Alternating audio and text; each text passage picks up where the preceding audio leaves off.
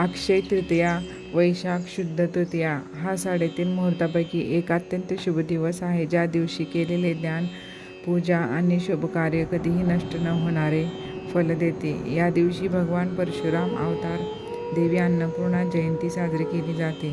भगवान कृष्णाने पांडवांना अक्षय पात्र दिले होते, ही प्रमुख पौराणिक कथा प्रसिद्ध आहे.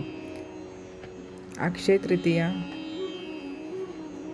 अक्षय पात्र आणि पांडव. महाभारताच्या वनवासात पांडव कठीण परिस्थितीतून जात होते.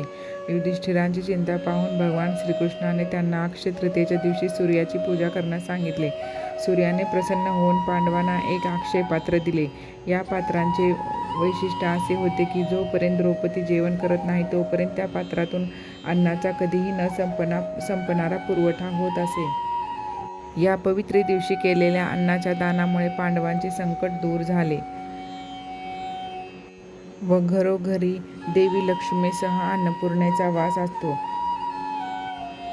तुमचे हृदय प्रेमाने आणि तुमचे जीवन समृद्धीने भरून जावो, अशी या अक्षय तृतीयेला सर्वांना शुभेच्छा. हा सण तुमच्या घराला आनंद, सुसंवाद आणि सतत यश मिळवून देईल.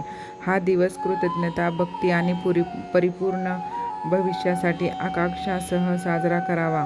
अक्षय तृतीयेच्या सणाला तुमची अमर्याद समृद्धी होवो. नवीन सुरुवात श्रद्धा आणि प्रयत्नांनी होते.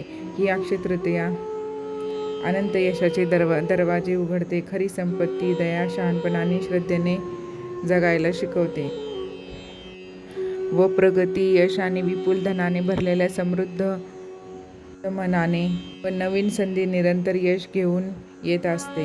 व या अशा शुभ प्रसंगी मेहनत, प्रगती आणि समृद्धीचे फळ मिळत असते. प्रत्येक लहानसा आशीर्वाद महत्त्वाचा असतो व याच दिवशी पितरांचीही पूजा करत असतात. श्री लक्ष्मी विष्णू पूजा सकाळी लवकर करतात.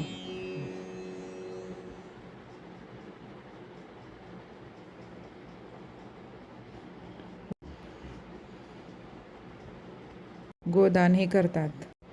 पितृतर्पण, पितरांचे आशीर्वाद मिळवण्यासाठी तर्पण आणि दान करणे शुभ मानले जाते.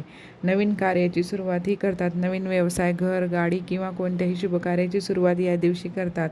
सुख समृद्धीसाठी या दिवशी केळीच्या झाडाची पूजा करणे आणि वाहत्या पाण्यात 4 वस्तू जसे तांदूळ व लक्ष्मीची मूर्ती इत्यादी विसर्जित करणेही असे उपाय केले जाते. लक्ष्मी तृतीयेला साधा अर्थ असा आहे की तुम्ही जे देता ते दुप्पट होऊन तुमच्याकडे परत येते. म्हणून विश्वात नकारात्मक ऊर्जा पाठवणार नाही याची खात्री करावी. या दिवशी यानंतर येणाऱ्या प्रत्येक दिवशी आपल्या वर्तनावर लक्ष ठेवा. एक चांगला माणूस असणे म्हणजे समृद्धी आणि यशाला आकर्षित करण्यासारखे आहे. लक्ष्मीची कृपा, सरस्वतीचा आशीर्वाद, आप्तजनांचे प्रेम, सुखाचा संवाद व आयुष्यात आनंद भरभरून राहो हीच ईश्वरचरणी प्रार्थना करावी.